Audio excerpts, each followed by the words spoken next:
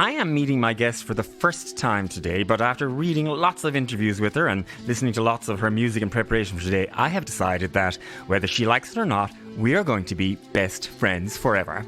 And my new best friend is singer-songwriter Galia Arad, who describes her music and herself in her Twitter bio as Bob Dylan meets Britney Spears.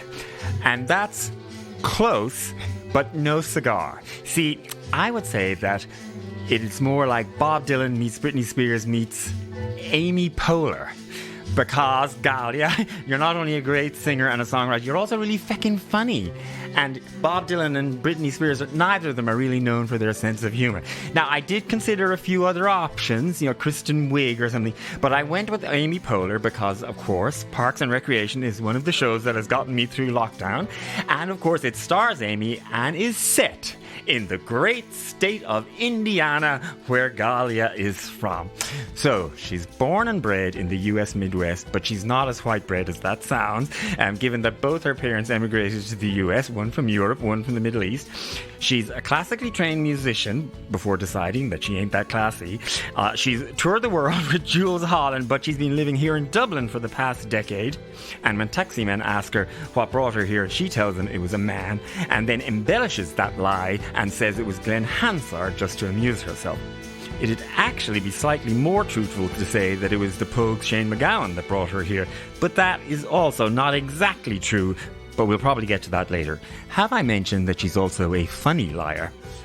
But what is true is that she's a singer, a songwriter, a fellow podcaster, and in a previous life was a professional dog walker in New York. See, I told you we're going to be besties. Her latest release, Lion's Den, is a kind of heartbreak ballad which is getting a lot of radio play. But she is also loved and known for her darkly funny, often political and upbeat songs, which she records and performs with her very fun, by which I mean very gay, backing singers, the Lollipops, whom I feel are also now on my best friend's hit list the next time I'm in New York. If I ever get to go outside my 5 fucking kilometers ever again. And before we get into this chat, Galia, I think it might help any listeners who haven't had the good fortune to trip over you before to get a sense of you in action with the aforementioned homosexual Lollipops.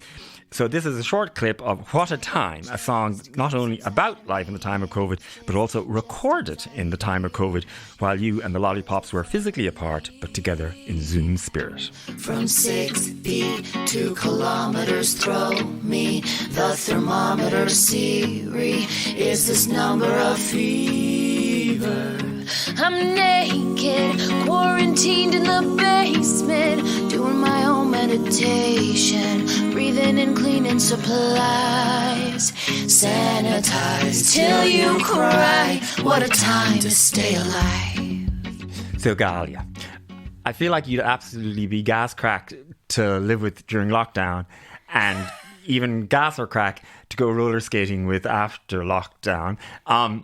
And like watching your videos on YouTube and that of your live shows and that, like the bits in between the songs are as entertaining and funny, as any of the songs are. Have you always been a gas bitch?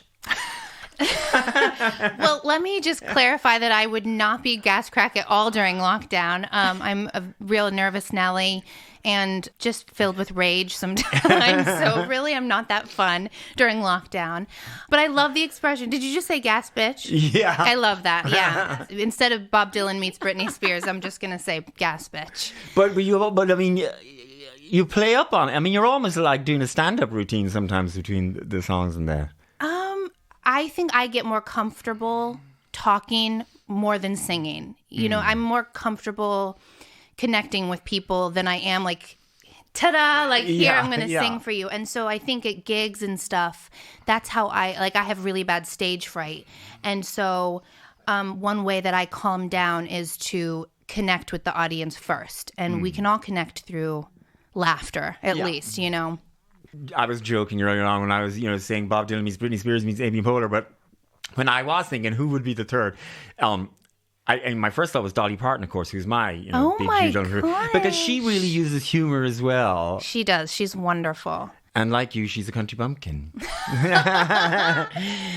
God. Well, so let's go back a bit. So you are from Bloomington, Indiana. Yep. Which in my head, of course, is now exactly the same as Pawnee, Indiana. Even though It's not. Pawnee. Oh, my God. But your parents are totally not that. So your mother is French-Belgian, is that right? Yes, Yeah. Belgian. Mm-hmm. And your father is from Israel. Yes. And they both immigrated to the US. Yep. And they were classical musicians, is Yep. that? Yes. Mm-hmm. So when you're growing up in white bread Bloomington, Indiana, did that, your parents, your name and all that, did that make you like an exotic girl in class or an outsider or what? Well, we had moved there when I was like 7 or 8. And it is not Pawnee. No. I don't know where Pawnee is. It's a blue bubble in a red state, right? It is. I imagine Pawnee probably It votes is. Republican. I also think Bloomington actually had our ratio. We had like the highest ratio of gay people in the country, like other than San Francisco.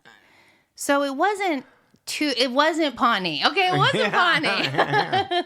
But of course, at that age, like it was, I will say, very white. Yeah.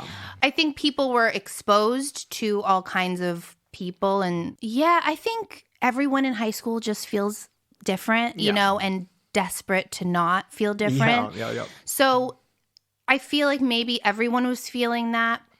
And I didn't necessarily feel like an outsider, you know. But like at home, you and your sister, I mean, you're French speakers as well. But you were speaking French at home, or no, only when we would get in trouble, my mom would yell at us in French, and then so we know that French, but just English really. Okay. I was speaking French, like I think my first language was French, and then it was all forgotten over the years. So, you know, when you were growing up, did you feel very connected to Belgium or Israel or? Not really. I felt connected to my grandparents, but we would go there once a year, you know. So and it To was where? all, To Belgium or Israel? Both, Both. pretty much once a year. So for example, the Jewish part of your heritage, were you brought up, you know, in a Jewish family, going to synagogue and all of that? No, my dad's an atheist, Oh, and okay. so I think, and my mom, you know, has always been a little confused in that department. You know, Jewish by, I guess, blood and culture, maybe. Yeah. But religion was definitely not. We were bad Jews. And all the best Jews are bad Jews. you know, we had a Christmas tree, and yeah, religion was kind of always a little bit of not a great thing in our house, you know, probably because my dad came from a country where religion caused wars. So, you know, I understand. And that was kind of passed along to me. You know, I always think, like, I'll always kind of judge people. I'm like, oh, you're only that because of your parents. And then I look at myself and I'm like, oh, wait, Galia, you're only that because of your parents too. You know, like really questioning organized religion and all that stuff. But And they were both classical musicians. So was it almost inevitable that you were going to get into music? I don't know. It wasn't inevitable, no. But I think, you know, if you're raised with music constantly, and like I always think that music is my dad's religion, and maybe that's like what I feel as well. It's like that is my religion as well. Like I do it every day. I worship every day. You know what I mean? Like so, yeah. And in actual fact, your parents weren't just classical musicians; they were professors. Mm-hmm. Yeah, both of them are still. Okay, yeah. well, that must have been some pressure to learn an instrument. Yes, that for sure. Yeah, a lot of fights caused over practicing violin and piano. But you were like the musical theater kid. Yeah. Like that was the original goal, or that was, yeah, it kind of was the original goal, and I feel kind of far away from that right now. But like, yeah, I was really into musical theater. I didn't have that skill though. I mean, like in certain ways, I might have had certain skills, but I just never really truly thrived as you need to. But you did for a while, you know, go along the classical music path. I did. I kind of did. But I wasn't a classical musician. my dad really hates it when I say this, especially like in public, is that I know I only got into the music school because of my parents. my parents. He's always like, Galia, stop saying this. It's not true. You're amazing. And I'm like, Dad, we all know. We all know that like I truly do not have a classical voice. And as you said, I'm not classy. I'm not. Well, my experience with classical musicians is lots of them aren't classy. That's true. Yeah, they're quite the nutty bunch sometimes. I've never been to Indiana, by the way. I've been to a lot of them around, but I have been to the Mitten, Michigan. Oh. Which is, of course, next door. The Mitten. And actually, my original drag partner in crime from many, many years ago is now head of the English department at University of Michigan. Oh my gosh! So I've been roughly around your area in you college have. That's town. very close. That's right. Like you can get there in 4 hours, I'd say. Well, now, do you know who has not been to university? Britney Spears. And Britney is... This was a beautiful segue. Britney, I know. I'm well known. I'm well known in the industry for my segues. They're so smooth. You can hardly see them. I mean, people really don't see my segues. You're kind of obsessed with Britney. I am. Which is actually very common in my life. I'm a little too old to have, that. She wasn't my obsession. Mine was Michael Jackson.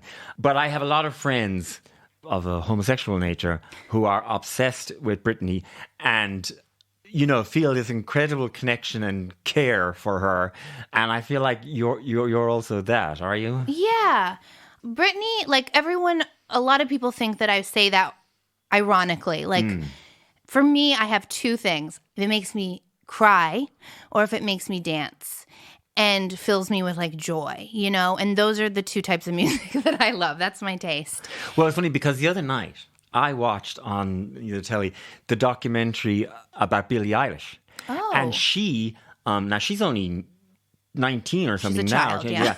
And so her absolute teen obsession was Justin Bieber. Like beyond normal. Like her mother almost took her to a therapist over it at one stage. And in the documentary, there's this really beautiful little scene where she's playing at Coachella for the first time, and she plays her gig in that. But she's in the crowd in the little VIP roped off section watching some other gig, and Justin appears into the same little thing. Oh and they kind of are just looking at her, and she is so overwhelmed, even though she's already by this stage Billie Eilish, the big star. She is so overwhelmed. She can't move. She can't walk. And he just kind of stands, opposite her, looking at her and, smiling and whatever. And then he eventually comes over and just hugs her, and she bawls and bawls and bawls. Oh. And she's like, already a big star. And then that made me think of you and Britney, because when I actually tweeted about the Billie Eilish thing, and immediately someone goes, oh, that makes me respect her a little less because, aim higher, Justin Bieber. And I was like, that. She's 19 years old and he was her, obsession. And that is exactly what you just described. People think you're ironic about Britney, but you really not do at love all. Britney. Yeah, and that makes me mad, to be honest. Music is music, and the people that move you and change your life, like, has nothing to do with, I don't know, your level of anything, Yeah. And also, you don't get to be Justin Bieber or Britney Spears without having talent. You just don't. Or work, work, I mean, these people work their ass off. And I assume you were all over the Free Britney documentary. I was, yeah. That was like the one. I really don't like this whole, this thing now with Zoom, watching movies with friends. But that was the one. That was the one that I was like, I need the support of my friends. We all needed each other. The Lollipops were there. We just like all press played exactly the same time. And yeah, that was heart-wrenching. That was heart-wrenching. I mean, I have very warm feelings about Britney, but that documentary made me want to go find her and give her a hug. And so are you like hating Britney's dad? And yeah, I don't like Britney's dad. For me, like, I feel sad. It's just an indication how women are treated in the industry. And when you see kind of the documentary shows her reactions to things, and when you see the context of them, like why she is holding a golf club up to a paparazzi's car, when you're watching the documentary, you think, I get it. Yeah. I get that. And the documentary is called Framing Britney. Framing Britney. I'm not the one that can say whether she should have conservatorship or not conservatorship. For me, it's like she doesn't want her dad and it shouldn't be her dad. Yeah, like my experience, with my friends who are, Britney files, is that they just really care about her and they want her to be happy. And it doesn't really matter what she does or from now on in, they just always want Britney to be happy. It's actually very sweet. The documentary made me feel guilty as well because it's like I feel like we all did this. Yeah. And it's not fair, it wasn't fair. That's how I felt. Anyway, you have a couple of Britney covers. I do. Yes. I try to cover her at every gig that I can. Right? Oh, really? Yeah, any song, and not just one song, but many. Yeah. Including this sort of dark, emotional version of Hit Me Baby One More Time. Oh, baby, baby, I should. Which was used in a Marvel TV show. Is that? Yeah. So what was the show? The show was called Cloak and Dagger. Show me how you want. It was a huge deal for me mostly because it was the Britney thing, Yeah. I was like, oh my God, my Britney Spears dreams are coming true. Like it's actually on TV. It kind of all culminated into this, but I was in Dublin and my mom, we didn't get that channel, whatever. So my mom and her husband had to FaceTime the TV while I sat there and we just had to wait for the song to come on. So we're just all like chilling there on a show that we don't know. When I'm not with you, I lose my mind. Give me a sign. Hit me, baby, one more time. I felt like maybe I was, being a bit my age when I didn't recognize it. But now that you didn't recognize it, Yeah. like I'm totally down with it. You have a song out at the moment. I do, yeah. Lion's Den. Mm-hmm. And in some ways, like if you go onto YouTube to start looking at your stuff or whatever, the ones that come up first are your sort of, very fun political kind of songs.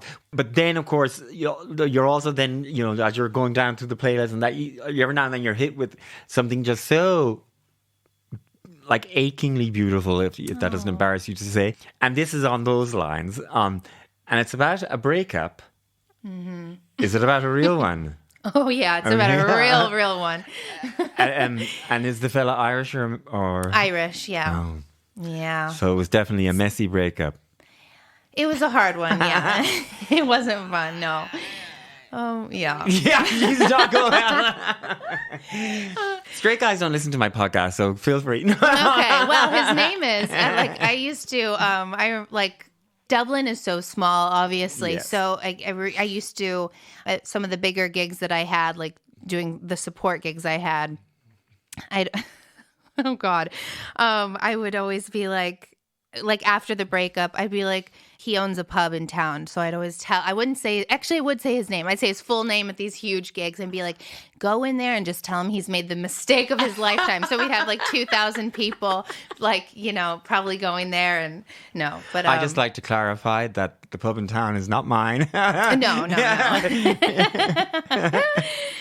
Yeah. So yeah, it is about a very real Irish breakup, which is it's a toughie. Well, I think we have the weather for breakups. Because one of the things, I love America and all of that. Like every place that has its problems. One of them that it has, in my opinion, is Americans want everybody to be deliriously happy all the time. Oh, interesting. Like there's this sort of pressure on you in America to be cheerful and cheery, whatever. And I think Irish weather and our sort of, or I think about having a drink and getting sloppy, and whatever. It's a very comfortable space to be pissed off. Yeah, I love that. And maybe that's why I live here.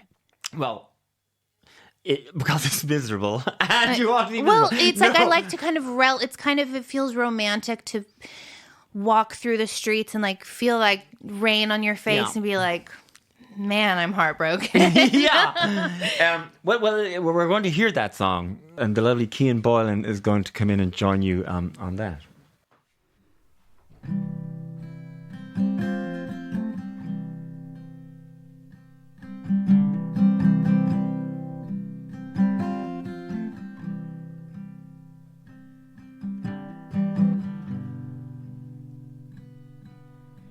So I've been thinking quite a lot about the talk we had,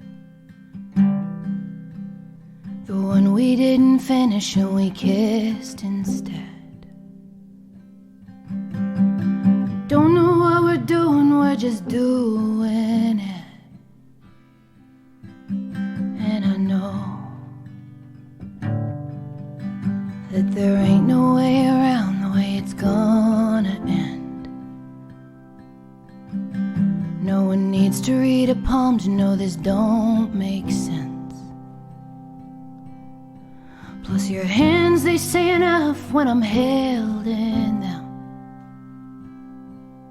And I know that I shouldn't take another step,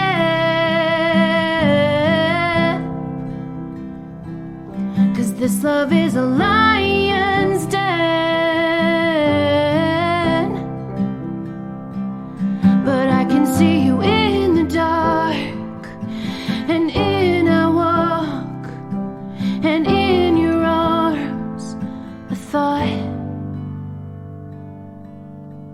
this is worth a broken heart.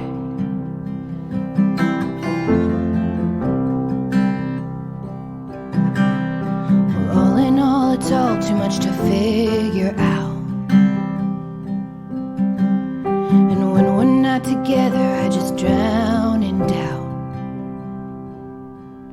But then you bring me back to life when we're mouth to mouth. And I know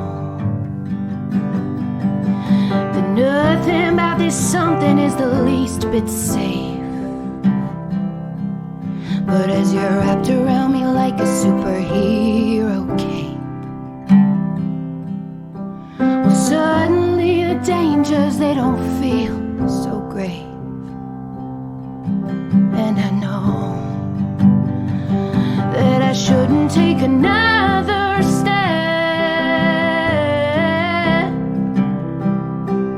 'cause this love is a lion's den. But I can see you in the dark, and in I walk, and in your arms I thought, this is worth a broken heart.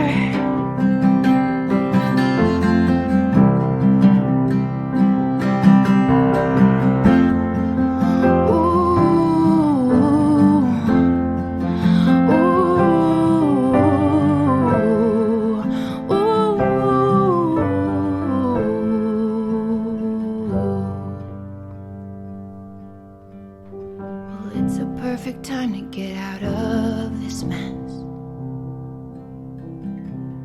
We couldn't be more different if we tried our best. But who needs one common thread when we're two magnets? And I know that I shouldn't take another step, 'cause this love is a lion's den. But I can see you in the dark, and in I walk, and in your arms I thought, this is worth a broken heart. This is worth a broken heart. This is worth a broken heart.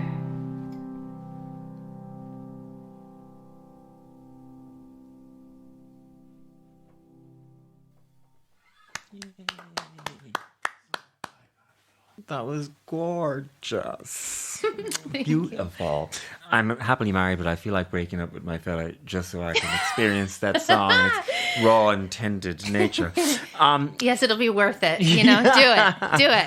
Well, here's the thing. We were married. When did I get married? John, I'm talking to John in the corner. I think we were married like less than a year when lockdown happened. And now we spent longer locked into a room together than we were married not locked into a room together. So it could have been a fucking disaster. Yeah, if you made it through this, you can make it through anything. Oh yeah, no, I've been amazed at how well we've handled it. I mean, obviously I've gotten twice the size, and he is a fitness fanatic and all that, so he looks still incredible. But feck it, you're married. It's fine. I know, and there are chocolate Kimberleys that need to be eaten. How's your lockdown being? My lockdown? Yeah, well, some of it you went home to Bloomington, Indiana, yeah, right? I did. The lockdown's been tough. This last one feels never ending. Yeah. It's been ups and downs. It's a roller coaster, like for everyone. It's going back and forth between, guilt that I am fine. You know what I mean? Yeah. And like I still have a day job and still okay. And then, then the roller coaster of like feeling really isolated and alone and worried. And it's like everyone. It's well, you sort of just said there in passing that you still have a day job, and even that's kind of fun and interesting. You were, I guess, yeah. Were you the dog walker for this couple in New York who were then setting up a hedge fund? So they got money, honey, and they liked you so much they asked you to be like an assistant. Yes, which you did. And now, even though you're now living on the other side of the world, you're able to do that job. Are you just like answering the odd email for them or something? Oh no, it's a real job. But you're doing it here while you're in Dublin, and they're still in New York running their hedge fund. Well, the thing is, I feel so lucky that I only work 5 hours a day for them. Well, during lockdown, obviously, I felt really grateful, but I've always kind of felt very grateful for being able to work remotely because of music, because it's really allowed like the flexibility of going to do gigs and writing and stuff like that. But yeah, I'm a personal assistant, so it's just like for their family stuff. Okay. And yeah, it's because I was their dog walker when I first moved to New York, and then and it's a great sort of safety net fallback thing for an artist. Yeah. Yeah, I know you landed on your feet there, chicken. Yeah, I did, and I've always felt really grateful to have a job, even though sometimes, it's work that I don't necessarily. My heart's not necessary. Well, now, so speaking of jobs and hats and all that, you also, like everybody else at the moment, you have a podcast too. Yeah, it's a little bit on pause. I'm calling it like, between seasons. I do have a podcast. It's a lovely podcast. Oh. Yeah, no, I've been listening to it. Yeah, it's really lovely. So tell us about it first, the sort of the premise of it. Sure. So it's called Hustle Heartbreaks, and it's about kind of, I was starting to feel on social media like everyone's showing their last gig and this and that, and including myself, you know what I mean? The tyranny of positivity. You see, everyone feels they have to present the positive. Exactly. And there's so much about chasing your dreams and being an artist and being creative that people don't realize. And that's like a lot of it is really embarrassing, and a lot of it's torture, and a lot of it is heartbreaking stuff, and like I've always been really bad at like networking, or you know what I mean? Like, and there's so many embarrassing stories, and those are the ones that I want to share, on Instagram. Like, I don't want to say like, oh, amazing gig at this and that, and here's me like in full makeup. You know what I mean? Like, I want to share. And I think that's what connects people is like, oh, I had the worst gig. No one laughed at my jokes. My voice cracked. I embarrassed myself here. Like I couldn't find whatever. And so I started a podcast basically wanting to hear everyone else's horror stories and share my own horror stories. Because that's what's so very charming about it. You tell these sort of embarrassing, silly, stories that... that show you as a person who fucks up or has fuck-ups happen too. Yeah. It's very warm and charming, I have to say. And even the things that I felt like, now, I in the short time that I've known you, I've discovered you're a worrier. And when I say short time, I mean like hour. I've discovered that you're a worrier. And even that sort of comes across in the podcast too, because during lockdown, you went back to Bloomington for a while, sort of keep an eye on your parents. And... you were like apologizing for the sound quality and that kind of stuff sometimes because there might be a dog barking or your nephew's running around the background. Living, yeah. But that is so charming. You're really just in earlier talking to us. It's lovely. Thank you. That's so nice. My coping mechanism is to share those stories of mine. You know, it makes me feel better to like say those things out loud or, you know. So it's actually very selfish. It's really for me, you know, to come forward with those embarrassing things. Well, you're going to do another song for us, and it is kind of connected to one of these things. It is. So, well, tell us the story. Okay, so the story is this. So when I was living in New York, and I was actually working at the actual hedge fund, and then funding hedges, whatever those do, and I was at the front desk of this hedge fund. I was always dressed really inappropriately, like I always looked like a retired dance instructor. Like I just had no. This is very Broad City vibes I'm getting from this. It wasn't as cool. Like it was just, I just was ill-fitting there, you know, in all respects. And at the time I was working on my record, Ula Baby. And I was working with Elvis Costello's musicians, like on some of the songs. And it was like night and day. So I'd be day at the hedge fund and then I'd go to the studio. And the hedge fund, I don't know anything. I don't know anybody. Like, I don't understand money. It was a world I didn't know. And then I would go to the studio and then be working with like these killer musicians and like my heart would explode every night. So I was super excited about it. So one day I was sitting at the front desk in my retired dance instructor clothes and I got an email from Elvis Costello. I'm allowed to curse, right? Well, you can curse. Go for it. Yeah. It's okay. No, it's fine. But fucking curse, bitch. I'm a gas bitch. I can curse. I always say like I never know how to describe the feeling except like I fucking died of happiness. I was just like I fucking died. I was just like, oh my God. And the email was so nice. And it was like, I heard you've been working with my guys. And what did the email say? What was Elvis Costello emailing you about? Yeah. So he was just like, my guys introduced me to your music. You're wonderful. I'd love to like meet for a coffee and maybe talk about support acts. And he had mentioned like Shane McGowan in there. And I was just like, oh my God, like my dreams came true. And it was honestly one of the best, most glorious moments of my entire life until I found out that it wasn't Elvis Costello. It was my really mean friend, Bob. And is it true that you in the song, you said that you basically quit your job, you told your mother and father? Oh, yeah. I made 1,000 phone calls. Like, I got the email. I called everyone that I loved. And I remember, so like the hedge fund was like all modern and all the walls were glass at that point.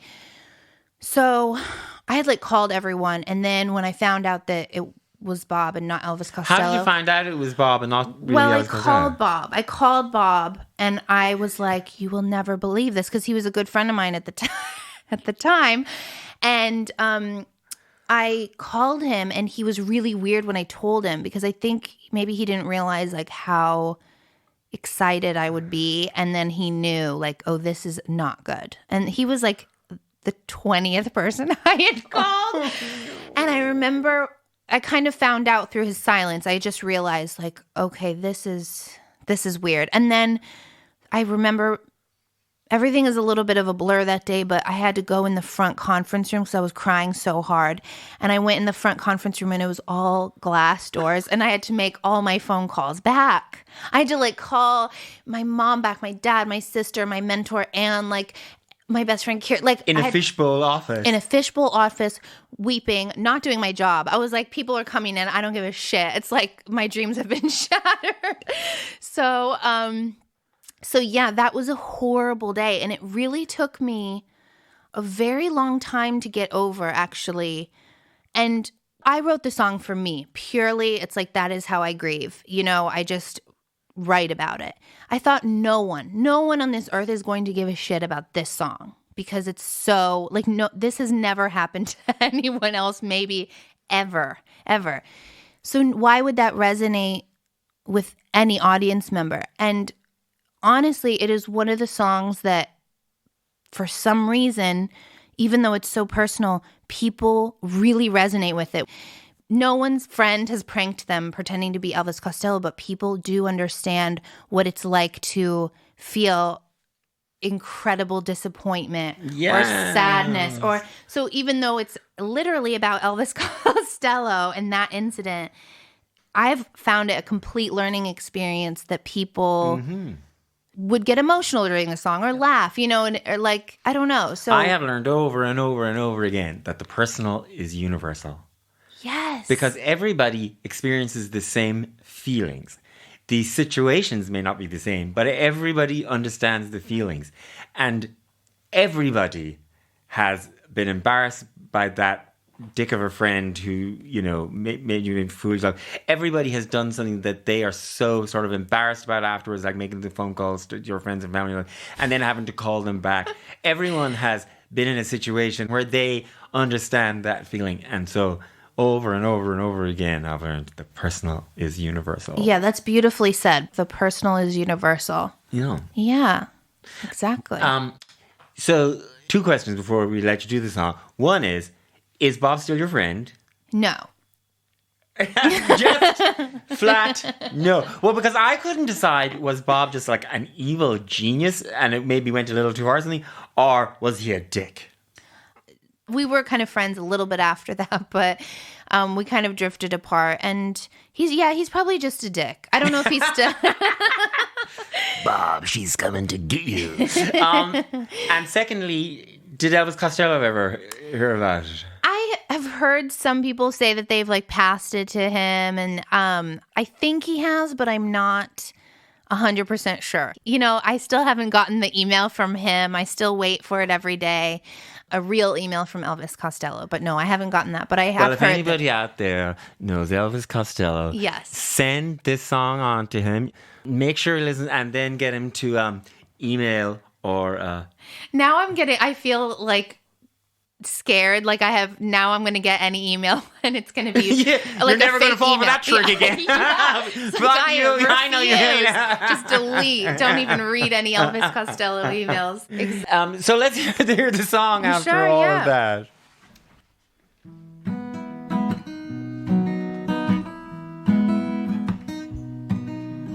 I was minding my own business as a daydreaming assistant, lazily filling out an expense report, when suddenly my email, it showed a name that made my heart explode. It said, from Elvis Costello, and Lord, I cried, God is now on my side, stars are all aligned. I never guessed that it wasn't Elvis's address, just your cruel plan to make me play your fool again. It wasn't even April yet. The entire office in applause and pouring wine in coffee mugs, high fives and goodbye hugs. I quit my job, called my sister, dad, and mom long distance on the speakerphone, and yelling, Elvis Costello will change it all. And we cried, God is now on our side, stars are all aligned. I never guessed that it wasn't Elvis's address, just your cruel plan to make me play your fool again. It wasn't even April yet. What a weird nightmare. Well, I was 25 to 12 when I got that poison letter. I could punch the clock right now for those few seconds of pleasure that would all dissolve when someone took the words away. Couldn't call it unexpected. You're a boy with a problem, no need watching the detectives. When I know you're the imposter, you think you're God's comic, and it's a dirty, rotten shame. 'Cause what's so funny about tears? Tears and more tears. I cried, God is now on my side. Stars are all aligned. I never guessed that it wasn't Elvis's address. Just your cruel plan to make me play a fool again. It wasn't even April yet. It wasn't even April yet. Yay! Fuck you, Bob. I can't believe you decided to come to Ireland after an Irish person was the one who did that to you. Still hurts. So, Galia, I mentioned or alluded to in the introduction that you tell taxi drivers that you came to Dublin because of Glen Hansard, but that's not exactly true. So tell us, what is the truth? Because you've been here 10 years now, isn't it? Yeah, almost 10 years. Since 2012. Which is crazy, yeah. For some reason, taxi drivers always ask me if a man brought me here. Like, if I'm asked why I'm here, they're always like, was it love? Was it a man? And it wasn't at all. But the reason that occasionally I joke that it was Glen Hansard was because I was kind of deciding whether I was going to move here or not. And I went to a Glen Hansard concert at the Beacon in New York City. And I was with my boyfriend at the time. And the gig just, like, blew my heart open. I was just, there was something about it that felt so Irish, I guess. Like, there was something that felt really magical, and it kind of, the gig came at exactly the right time of when I needed to make that decision. And I just remember at the end of that, when we were, like, there was a huge applause, obviously, and I remember turning to my boyfriend at the time and saying, I have to go. Like, I have to move to Dublin. So I joke now that it was, yes, it was a man. It was Glen Hansard. But yeah. How did your boyfriend at the time feel about the fact that you were moving to Dublin? I mean, not great. Like, I look back at that time and I think how, where, why. Like, I left him. I think it was only going to be temporary. So I thought maybe 6 months I needed to be here. I don't even know why. Like, it's... What age are you at the time? I was 25. 25. So that's 24. a good time to make a big decision and move on. But wait a second. So what brought you to the point that you were at a gig already considering whether or not you were going to move to Dublin? How did Dublin even factor into a nice Jewish Belgian girl from Indiana's plans? Yeah, I don't know. Like, okay, so I have family in London, and I was visiting them with my family, and I went out with my cousin one night, and I met my first Irish person. I was probably like 20 or something, and I loved him.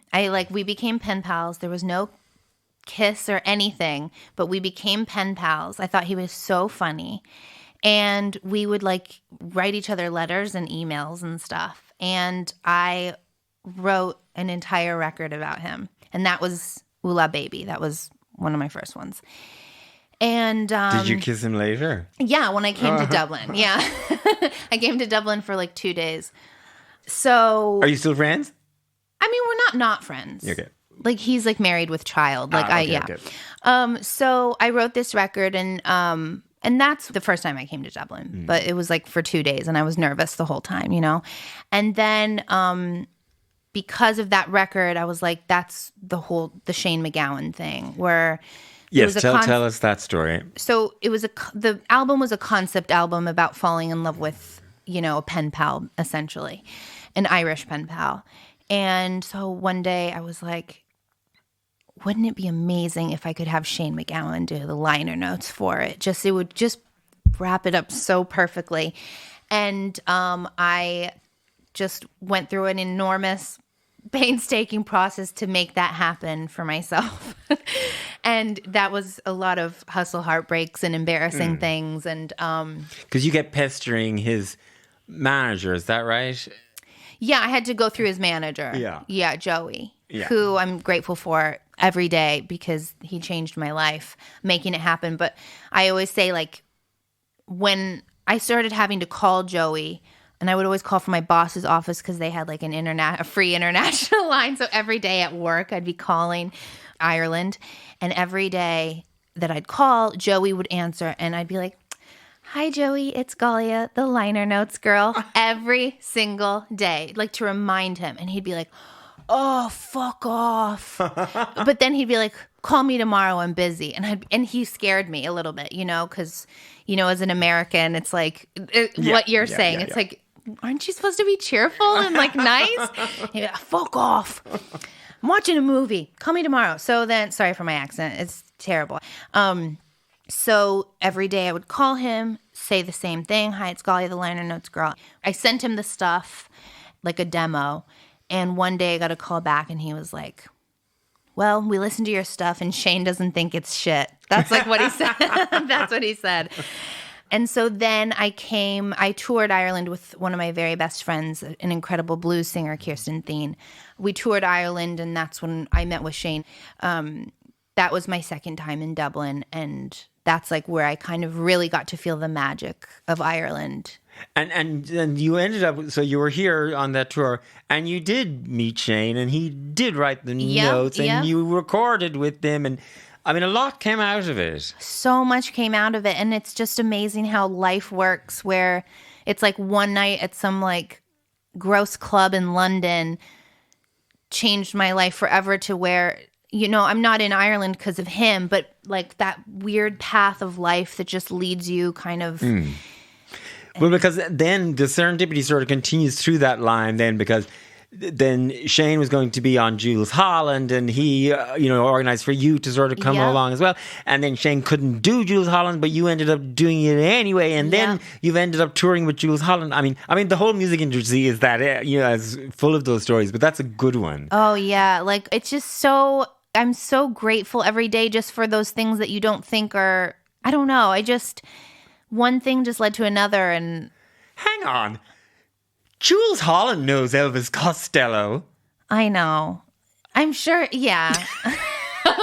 For someone who had the gumption to be calling Shane McGowan's manager every bloody day from a hedge fund office in New York, you don't have the gumption to ask Jools to pass that on to... No, I don't have gumption. Like...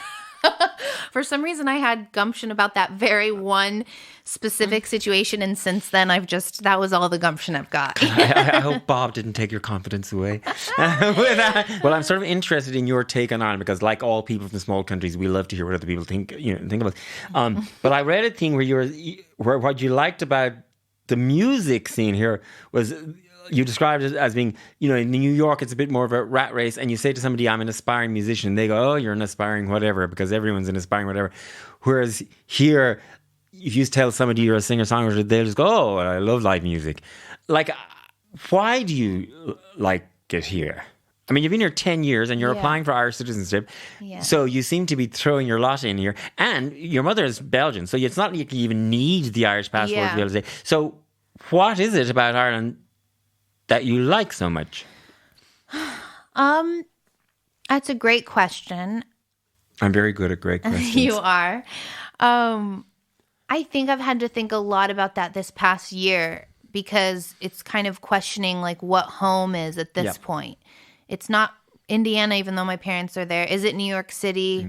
My sister's there, and I used to live there. And here, and your hedge fund is there. They miss you very much. So I've had to kind of think, well, what is it? Why am I still here? Especially after my breakup. I think everyone kind of assumed that after that happened, I would be going back to the States. But I think there's something here, and I noticed this when I toured here with Kirsten, is that you guys are a lot more laid back in certain ways. And it's a lot more spontaneous and kind of playing by ear. Yeah. And that's a product of both, I think, sort of national character, the weather, because you have to do things that moment, the weather might change. And also just the size, because in Dublin, to meet somebody for coffee takes one quick phone call. Right. And you can both be there in 30 minutes. Yeah. And you can wander through town and bump into people. Whereas in places like, I think of London as even in some ways worse than New York for this. It is. But New York has it too. There needs to be 20 phone calls over 2 weeks. And then there's an endless discussion about which coffee shop, because there are a million coffee shops. And people, when given that much choice, then become so picky about everything. No, I don't want to go to that one because this, that, whatever. And then both people might have to get on a train for an hour or something, just to do the meetup. And so, because when I was young, I went to Tokyo because I wanted to get out of here. I thought I hated it. I was never going to live here. And I went to the biggest city in the world. At the time, it was either Tokyo or Mexico. I'm going to go to the biggest city in the world because I just wanted to do all that. But as I've gotten older, I've come much more to appreciate that laid-back quality of a smaller place. Right. I like the fact that I can be just going to the shop and bump into somebody I know. You like that? Yeah, I do. As I've gotten older, I've gotten to like that. Because I'm too lazy to keep up great relationships. But if you bump into people, relationships are continued by accident almost. Oh, interesting. I hate bumping into people. You do? Why? Yeah, I don't know. Well, God, you're really in a bad place then. Yeah, I know I am. Yeah, and no, you live in you're Stony right. Batter, where every fucking hipster lives. All you do is bump into each other. I know. That's why I stay home. You're right. So, and you're single now. There's nothing, keeping you there. So there is something that is keeping you here. Yeah, I love it here. I love the people. The sense of humor is, I feel, one of the best things for me. And the attitude. And coming from New York, moving here from New York, especially like the music scene, like I was showing up to gigs here like hours before everyone else. Like everything kind of is more spontaneous here. And that was actually difficult for me to handle a little bit because especially with music, I like to be a lot more in control of logistics and everything. And then I started realizing like this is where the magic is happening in terms of the spontaneous gig. And when I toured here, all of the gigs came, we were kind of panicking because not everything on our schedule was lined up perfectly and we didn't really know what would happen. And that was stressful. But then when we got here, everything kind of oddly was falling into place and magical things were falling into place. Even the thing with, Shane and being in the studio with him, that was all last minute. And for me, that was extremely stressful because I couldn't plan around it. But it's because it's almost like Ireland has this, it leaves space for these magical, spontaneous things. Well, I think one of our blessings and curses is Athley Grant. Yes, I agree. Yes. Yes. It's a blessing a lot of the times, that attitude, because it does leave cracks, for spontaneousness and bits of magic and, things to happen in those little gaps. But it can also be an absolute curse because things can be messy and, less than perfect and all of that. So, I mean, it depends on what side of the bed you got up in that day, whether you're into it or not. Because I lived in Japan for a good number of years, and one of the things I became very keenly aware of, that it takes a number of years for you to really, really get a sense of a place. And part of the journey of getting to that place is you go through periods where you think everything about this place is perfect. You think it's so much better than where you came from. You only see the positives. And then sometimes you'll go through periods where everything gets on your tits and you start to see only the negatives. Totally. And it takes a while for you to come to an equilibrium because the kind of mundane truth is every place in the world is kind of the same in the sense that, we all have those same experiences, the same of the personal being universal. Everybody has the same good and bad experiences no matter where they are in the world. And every part of the world has its good points and its bad points. I mean, totally. So it takes a long time to really get a sense of, is this the right place for you or not? That's so true. But 10 years in, clearly it's working for you. It feels right. It feels right. Yeah, it does. And I think through lockdown, I've kind of felt that more and more, oddly enough. Well, I think everybody's feeling everything more intensely during lockdown. Because in the first 6, I think it was the novelty. Yeah. There was a gung-ho wartime spirit. Yeah. People were being productive. But the longer this thing drags on, I'm just an emotional roller coaster. Me too. Yeah. And that it's so much time to like reflect. It's too much. I hate to reflect. Yeah, it's too much reflection right now. But yeah. Well, so what's your sort of plan? I mean, you're a hedge fund a person. You love to plan. You like things to be organized. You worry when they aren't. So what's the plan for the future now? I say this, but I'm a very disorganized person for me. Like I'm terribly organized and I really shouldn't be a personal assistant. But, that's how the cookie crumbled. But do you have sort of a plan for the immediate future for whether that's career or... No. Nothing. I have no plan. Right now, it's kind of, I think that we're all kind of in survival mode and just trying not to panic about this past year and the coming. It's like, let's just come out of here, healthy and alive and with our loved ones. And trying to like process it through music really is what I tend to do. But I don't have... Well, you have a song at the moment. Like, do you have plans for more releases or? Yeah, I think I want to do a release, like maybe an EP or an album by the end of the year, but I don't know. Yeah, I do. Well, it's so hard I agree, to make any of those plans when you can't do the live performing, because so much comes from the live performing. Yeah. So it's hard. It's hard to be creative, and as Brezzy told me, don't beat yourself up about it if you don't feel like being creative at the moment. Yeah. Anyway, Galia Arad, I love saying that. It's been lovely to meet you, and I think we are going to be besties. I think so too. And we have dogs in common as well. So, we do? Yes. I have a 13-year-old Jacker, and you'll love it. Do you need a walker? No, she's 13. She doesn't like walking anymore. Anyway, it's been lovely to meet you. Thank you so much for having me. And I can't wait to go sometime in the future, get to see you in a raucous live drunk venue. Me too. Preferably with your Lollipops. I love those boys. Yes. So thank you very much for brightening my day. Thank you so much. This was so much fun. Thank you for having me. Thank you to the lovely Cian Boylan for providing accompaniment on your first track. Yeah. Thank you, so Cian. thanks, Galia. Thank you so much.